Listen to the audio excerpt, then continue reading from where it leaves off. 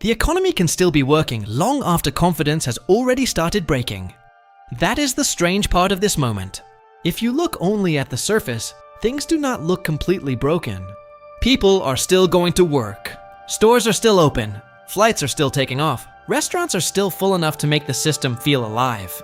From the outside, it does not look like the kind of environment where confidence should be collapsing. And yet, underneath that surface, something is changing fast. People are becoming more uneasy, more defensive, more tired, and more doubtful that things are actually moving in the right direction. That is the contradiction. The system still looks functional, but trust inside the system is starting to weaken before the official breakdown ever arrives. And that matters more than it seems. Because economies do not run only on jobs numbers, spending totals, and headline growth. They also run on confidence, on belief, on the feeling that the future is manageable enough to keep participating normally. When that feeling starts to crack, behavior starts changing before the data fully shows it. That is why consumer confidence can break before the economy officially does. The collapse begins internally first. Most people imagine economic weakness as something obvious, a visible crisis, job losses everywhere, empty stores, sudden panic. They assume confidence falls after the system clearly breaks, but a lot of the time, it happens the other way around. People feel the instability first. They sense that something is off before the official story catches up. They notice that daily life feels heavier, that progress feels slower, that ordinary decisions require more caution than they used to. That emotional shift comes early, and once it begins, it spreads quietly. Part of the reason this is happening is that activity and confidence are not the same thing. Economic activity tells you whether people are still moving through the system. Confidence tells you whether they trust where that system is taking them. A person can still be employed, still spending, still functioning, and still feel deeply uncertain about what happens next. That is the gap people are living inside right now. The machine is still running, but belief in the machine is getting weaker. And once belief weakens, people stop interpreting normal activity as a sign of safety. That is where inflation enters the picture. Not just inflation as a statistic, but inflation as a lived feeling. For many households, prices are no longer experienced as one big event. They are experienced as repeated reminders that daily life costs more than it used to. Groceries feel heavier. Transportation feels less manageable. Bills look more annoying than they did before. Services that once felt routine now feel like decisions. None of this has to be dramatic to be powerful. In fact, the quietness is what makes it so effective. It keeps reminding people that even when things look okay, their money is not stretching the way they think it should.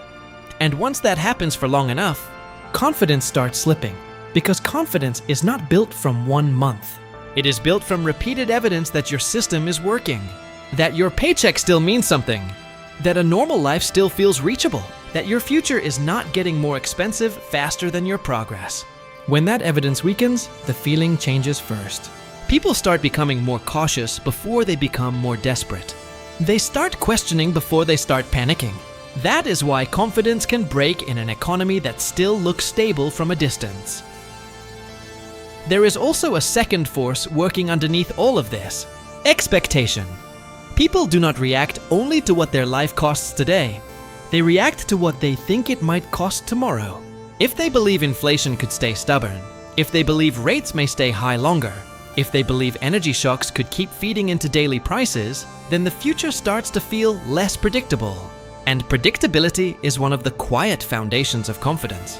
People can tolerate pressure more easily when they believe relief is coming. What becomes much harder is pressure without a clear endpoint. That is the emotional shift now. It is not just that people feel squeezed.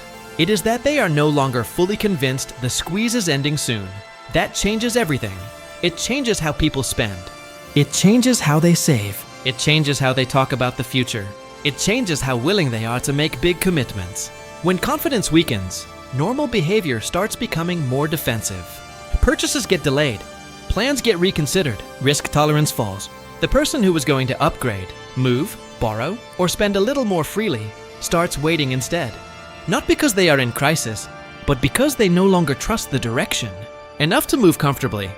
That is the early stage of a deeper slowdown, and it often begins while the headlines still sound relatively calm. This is why the phrase "the economy" still looks okay can be so misleading. What looks okay on the surface may simply mean the system has not visibly cracked yet. But systems do not usually announce weakness all at once. They show it through soft deterioration first, through confidence fading, through caution spreading, through households quietly acting less certain than they used to. These things matter because they eventually shape the very activity that made the economy look okay in the first place. Once enough people feel worse, they start behaving worse for the economy, even if they are trying to behave rationally for themselves. That is what makes confidence so important. It is not a decorative number.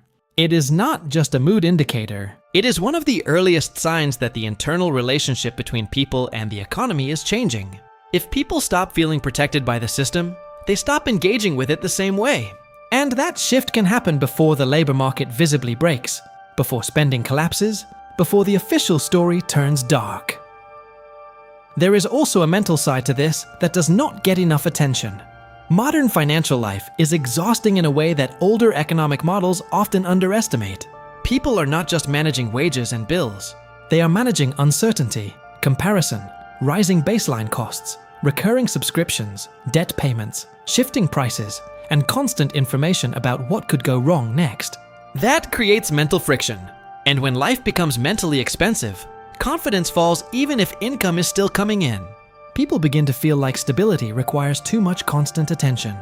That feeling is corrosive, because confidence is easier to maintain when life feels automatic in a good way. When normal routines feel financially sustainable.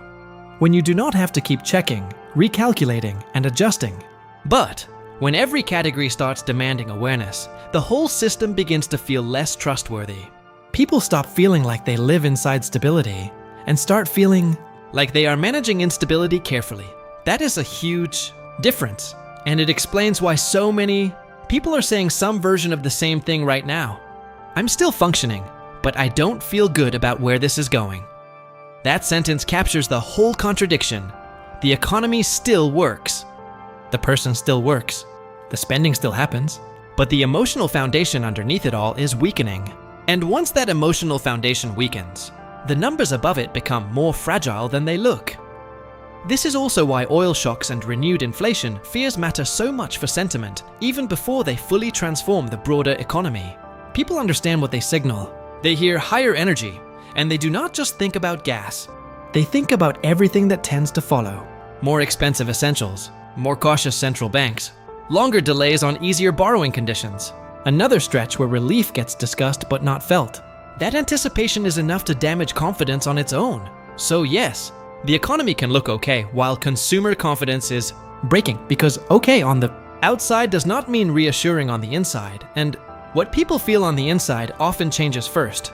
That is the real warning here. Not that the system has officially broken, not that collapse is already visible, but that trust is weakening before the break becomes obvious.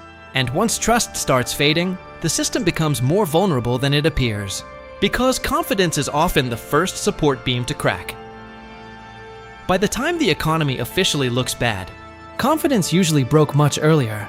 It just broke quietly, inside ordinary people, while the surface still looked normal enough to ignore.